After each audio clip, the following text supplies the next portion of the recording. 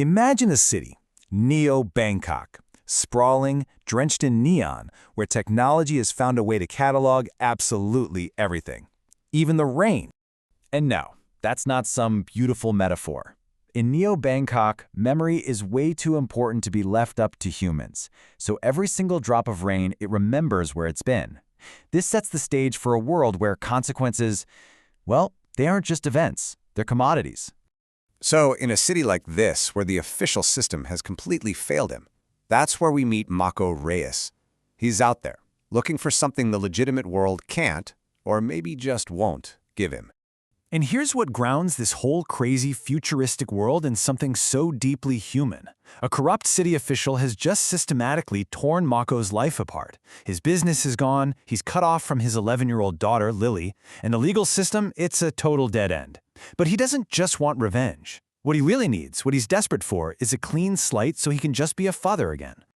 And that kind of desperation, well, it leads you to places like this, Phenon Karma, the night market. It's a place that trades in all the things the official economy has outlawed.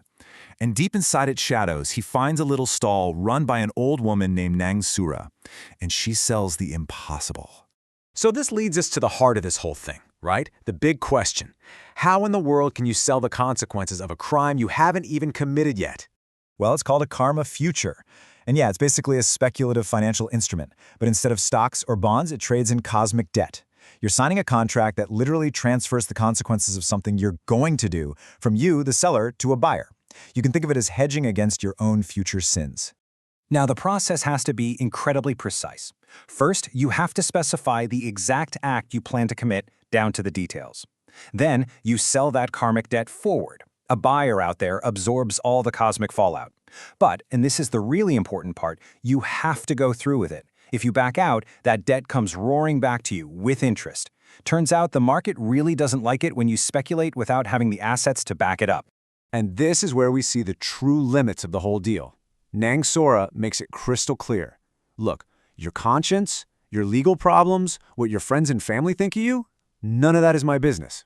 This contract, it only settles the universe's ledger. It doesn't touch your own. Which, of course, just begs the question, who on earth would buy bad karma? I mean, what kind of person needs negative consequences, and why in the world would they pay for them? The answer is just, well, it's fascinating in its symmetry.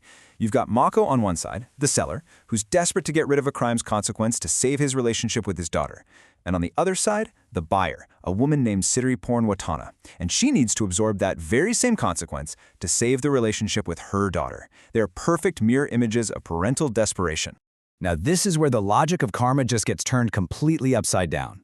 See, Siriporn has accumulated so much good karma, she's lived such a good life, that the universe is getting ready to balance her account. But she knows that cosmic correction is probably going to be aimed at the people she loves most. So she's willing to buy Mako's hardship to redirect that cosmic blow somewhere she can handle it. So, Mako makes the deal. He commits the crime, this brilliant, sophisticated theft from the same official who ruined him. The consequence transfers, just like the contract says. But what's the real price? What's actually left behind when the cosmic dust settles? And this is the lesson he learns. The consequence, yeah, that transfers. But the doing of it, the act itself, that doesn't go anywhere. The memory, the guilt, the raw knowledge of what he was capable of doing, that's his to keep. Forever. Turns out a clean slate on some cosmic ledger doesn't mean you get a clean mind. So that's the real question, isn't it?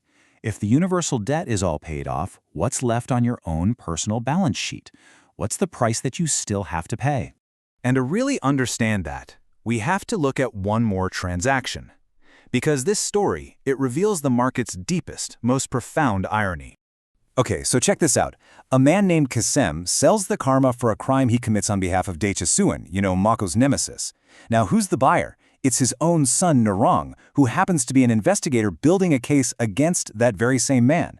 So Narong unknowingly buys his own father's bad karma to protect the investigation that his father's crime was literally designed to undermine. It's just a stunning, tragic loop. So what you start to realize is this karmic ledger, it's not some moral judge. It doesn't create these situations just to teach a lesson. It's just a neutral mechanism. All it does is follow the threads of connection, the love, the guilt, the family ties that are already woven into the world. In the end, it all comes back to what Nang Sura says. The things the contract doesn't cover, your memories, your relationships, your own character, those end up being the most significant part of the whole transaction. They're the price you just can't sell. So, I'll leave you with this question to think about. If you could actually trade away the consequences of your worst actions, what essential part of yourself, what piece of your own story would you be selling right along with them?